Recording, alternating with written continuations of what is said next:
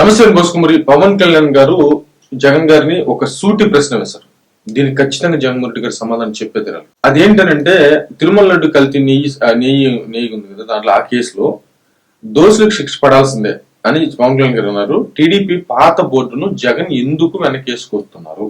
పాత బోర్డుని మామూలుగా దీనికి సంబంధించిన ఇంకో వీడియో చేస్తాను. పవన్ కళ్యాణ్ గారు ఏ రోజు కూడా జగన్మోహన్ రెడ్డి గారిని టార్గెట్ చేసి ఈ విషయంలో మాట్లాడలేదు. ఆయన ఎక్కువగా మాట్లాడింది ఓన్లీ టీడీడీకి సంబంధించినటువంటి బోర్డు, ఆ బోర్డులో ఉన్నటువంటి వ్యక్తులు వీటికి సంబంధించే మాట్లాడాను. ఇప్పుడు మాట్లాడాను. దానికి సంబంధించి నేను నెక్స్ట్ వీడియో చేస్తాను. కావాలంటే మీరు దీని తర్వాత నెక్స్ట్ వీడియో పెడతాను, కావాలంటే చూడండి. అయితే ఇక్కడ ఇప్పుడు పవన్ కళ్యాణ్ గారు అడుగుతున్నటువంటి మేజర్ క్వశ్చన్ ఏంటంటే, నెయ్యిలో ఏ రసాయనాలు ఉన్నాయో ఆ పెరుమాలకే తెలియాలి. జంతు అవశేషాలు కలిసాయని చెప్పేసి ఎన్డీడీబీ రిపోర్ట్ ఇచ్చింది. పామాయిల్ కెమికల్స్ ఉన్నాయని చెప్పేసి సిబిఐ ఛార్జ్ షీట్ లో పేర్కొంది. ఇది వేరే మొత్తంలో జరిగి ఉంటే గబ్బులు పెట్టేవారు అని చెప్పేసి వ్యాఖ్యానించినటువంటి పరిస్థితులు ఉన్నాయి. ఇక్కడ జగన్మోహన్ రెడ్డి గారిని ఈయన అడుగుతున్నటువంటి ఏకైక క్వశ్చన్ ఏంటంటే, పాత టీడీడీ బోర్డుని మీరు ఎందుకు వెనకేసుకొస్తున్నారు అంటే ఆయనకు భాగం ఉన్నట్లే కదా అనేటువంటి విధంగా పవన్ కళ్యాణ్ గారు అడుగుతున్నటువంటి క్వశ్చన్.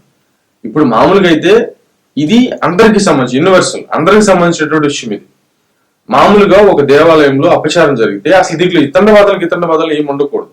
ఓకే, అప్పుడు మా ప్రభుత్వం ఉంది, జరిగింది అని అంటున్నారుగా, సరే దోషులు తేల్చండి. ఆ దోషులు ఏం చేస్తున్నారు, వాళ్ళు ఎవరు తేల్చండి, నాకు కూడా కావాలి, వాళ్ళకి శిక్ష విధించడమే నాకు కావాలని ఒక్క మాట చెప్పుకుంటే ఈ వివాదం లేదు. అసలు జగన్మోహన్ రెడ్డి గారు ఒక మాట చెప్పుండే. కానీ ప్రతిసారి దీన్ని వెనకేసుకొస్తున్నారు. ఎందుకు వెనకేసుకొస్తున్నారు? ఆ టీడీడీ బోర్డులో ఇలా జరిగిందా? ఇప్పుడు ఎగ్జాంపుల్ చెప్పాలంటే, వివేకానంద రెడ్డి గారి హత్య కేసులో అవినాష్ రెడ్డి పిల్లోడు, ఆ పిల్లోడు ఎందుకు చేస్తాడు, ఒక్క కన్ను ఎందుకు పోడ్చుకుంటుంది అధ్యక్ష అని ఇలా ఇతండవాదం చేయకుండా సిబిఐకి సహకరించి ఉన్నట్లయితే అసలు అవినాష్ రెడ్డి గారి మీద ఎంత వచ్చేదో లేదో తెలియదు. ఎందుకంటే సిబిఐని బెదిరించడం, సిబిఐ మీదే కేసులు పెట్టడం, ఇవన్నీ ఎవరి వల్ల సాధ్యమవుతుంది అంటే, నేను అవినాష్ రెడ్డి అనేటువంటి ఆయన ఖచ్చితంగా విచారణకు వస్తాడు, పూర్తిగా సహకరిస్తాడు. నాకు నమ్మకం ఉంది. వివేకానంద రెడ్డి అంటే అవినాష్ రెడ్డి అలా చేయలేదని నమ్మకం నాకుంది. నేను నమ్ముతున్నాను, ఒక అన్నగా నేను నమ్ముతున్నాను. ఎంక్వైరీ చేసుకోండి, పూర్తిగా సహకరిస్తాడు అనేటువంటి విధంగా ఒక హుందాగా కానీ ఒక మాట చెప్పుంటే అసలు ఇంత వివాదం లేదు. వివేకానంద రెడ్డి హత్య కేసులో కూడా అంత వివాదం లేదు.